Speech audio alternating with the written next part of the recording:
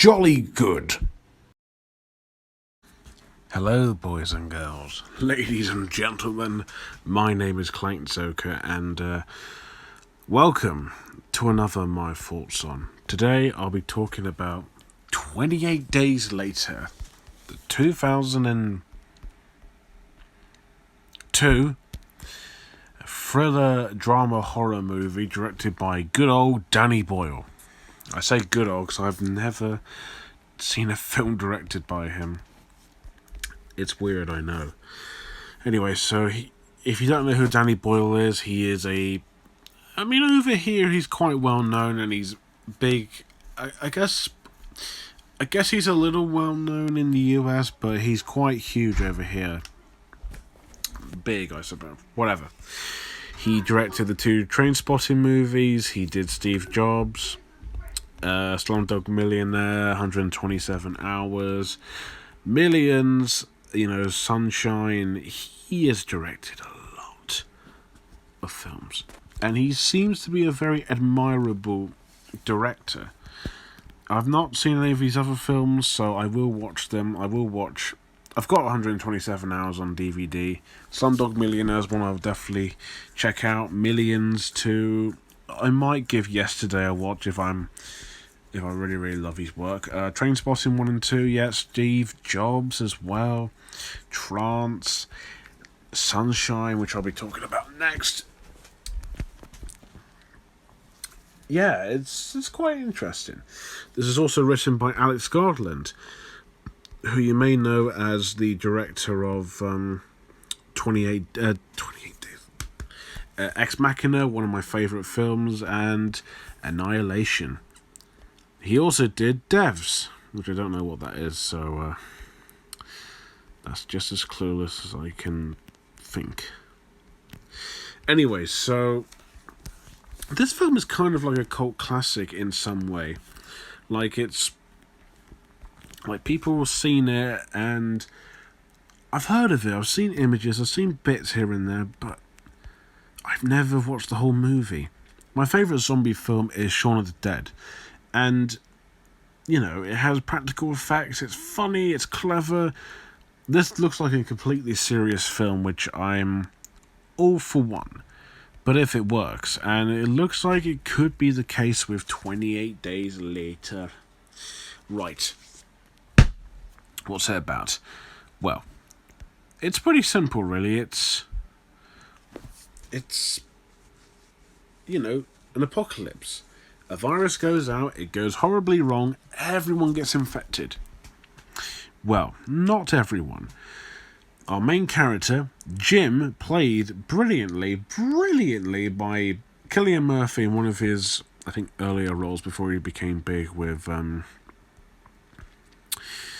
Peaky Blinders, Quiet Place Part 2, Inception, you name it. This is one of his earlier roles, and yeah, he is brilliant. Anyways, what does he do? Well, he is in a hospital, he gets out, he shouts, "Hello!" No answer, until infected. But he's quickly saved by Selena, played by Naomi Harris from Skyfall, 007 stuff, and Mark too. And what does he have to do? Well, simple. Kill some infected, survive, and yeah, it's a zombie apocalypse, alright. I can't say too much about it because this is fucking brilliant. I love this movie. And not because of Alex Garland's involvement. I mean, he's just the writer of the movie. But this is a fucking... what's the word? This is a breath of fresh air in terms of infection movies. Comparing this to Shaun of the Dead, I say both films are equally as nostalgic in terms of how they look. They have that really, really, really atmospheric early 2000s look to them. Like, first off, the production, the products, it looks super old and it looks so good. You can tell the budget wasn't quite huge, with the camera being quite, I don't know, I think the camera work and the visuals reminded me a lot of like Space and Peep Show in terms of the cheap and very old look to them. Speaking of visuals, production and makeup is fucking phenomenal. The infected look so real and so scary that it's actually very convincing, and the effects are pretty good. I can't really see any CGI, but most of it looks like, practical. And it looks brilliant. It looks fucking fantastic. Like, really, really good stuff here. So yeah, visually gorgeous looking movie. Very atmospheric. Very atmospherically depressing. There's nothing like atmospherically cool. Kill some zombies. It's just very... It's very slow and very depressing in terms of how dull and empty London is. And it really works. The acting is also super fucking terrific. I've already mentioned Cillian Murphy is brilliant, and he's an incredible actor. And every film I see him in, whether it's Inception, Quiet Place Part 2, which in some cases I can see why John Krasinski used him in the movie, because he was in 28 Days Later. He was also in Dunkirk. He was in most of the Christopher Nolan stuff. He was in The Heart of the Sea. Remember that? No, of course not, because no one does. Yeah. He is a great actor. He is so incredible. He has so much physical emotion to him. He really plays his roles brilliantly, and here is an exception. I thought he was fucking phenomenal. Even more so with Naomi Harris, who is also really fucking strong and really incredible as well. You also got Frank, who's played by Brendan Gleeson in his Cockney English accent, which about 95% works. Sometimes it's a little off, but it's convincing. You've also got Major Henry West, played by Christopher Elestin, from Doctor Who and For the Dark World.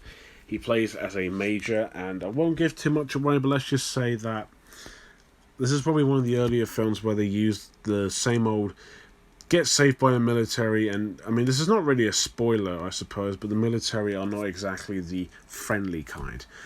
It's just like this in most zombie movies, and it's tiring, but in this one it kind of makes sense, and I do kind of get on board with it. I mean, not like on his side or anything, but it makes sense, it's fine. Yeah. The soundtrack too.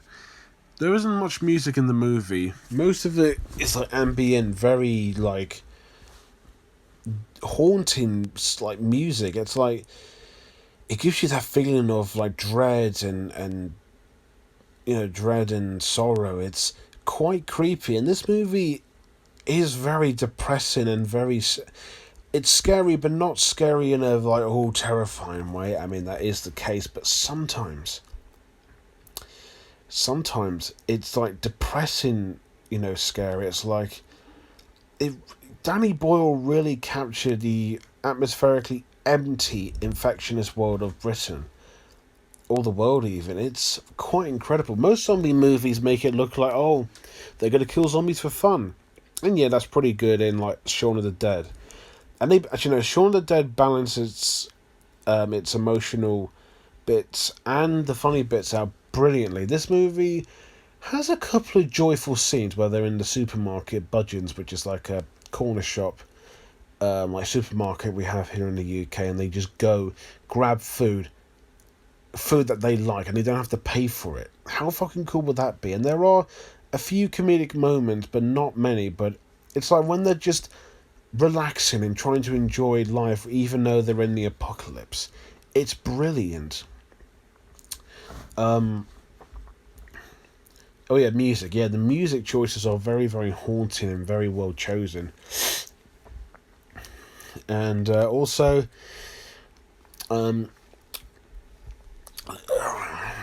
this movie, I've watched this on Disney Plus because it's, distributed by Fox. Sorry, Searchlight Pictures. I can't say Fox, can I? I don't know about you, but the movie sounded very quiet. I don't know if it's the whole point of bringing in the quiet and empty atmosphere, but at times I could barely hear what they were saying. Maybe it's my Xbox, I don't know, but yeah. The movie's very intense. It is very scary. There are lots of good shots in the movie, but there's also a decent amount of like shots and scenes where it did look fucking terrifying, and then there were scenes I was getting goosebumps, and I was like, oh shit, what's gonna happen? Like, you don't know what's to come. It's that good at building up suspense, like Shaun of the Dead did. Equally as strong as its comedy. There's nothing else I could say about this movie. It's fucking brilliant. I know I'm very late to it, and this movie's gonna be when did it come out? 2002. This film's gonna be 20 years old next year. Next year, 2 months. That's pretty cool.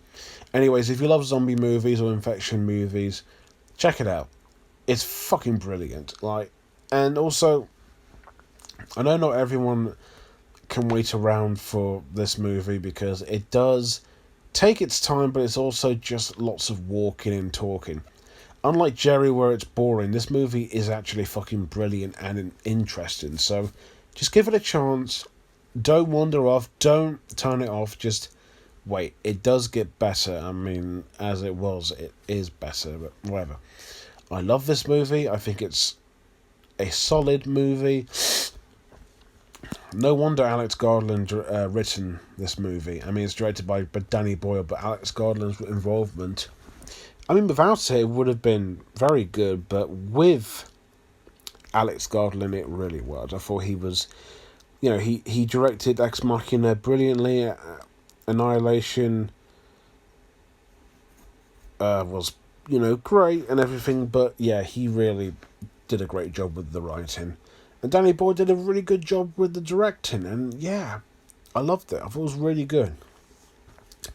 I know I'm late to it, but better late than never. So yeah, go check it out. Fucking well written, brilliant, scary, intense, incredible. It's a different movie for the infecting zombie stuff. It's new, original, just fucking wonderful.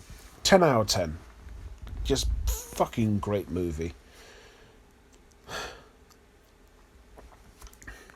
I didn't see it any sooner, and obviously I didn't see it when I was young because I would have been way too young to watch it. There's also a sequel called 28 Weeks Later. I don't know if Danny Boyle... Oh, he's the executive producer. And Alex Garland is too. And people from what I can gather, people either love or hate this movie. And to be honest with you, I can't say either because I haven't seen it. I will check it out next week, but I don't know. I have a bad feeling it's going to be a generic, like, survival movie. But hey, I can't judge, but you never know. So yeah, but unfortunately, for this week, I'm going to be watching Sunshine, which is on Disney Plus, and I heard that's also pretty good too. I think, if I got the right one. Yeah. So, there you go. Yeah. So, if you have watched 28 Days Later, don't worry, the movie didn't bore me. If you haven't watched Sunshine, 28 Days Later, go and check it out. So if you haven't watched it, go watch it. What do you think about it? Is it good, bad, decent? Do you want to see it? Let me know below. And as always, thank you guys for watching. Don't forget to like, comment, and most importantly, subscribe. And until next time, bye for now. But I will be saying bye-bye in 28 days, to be precise. That's a joke.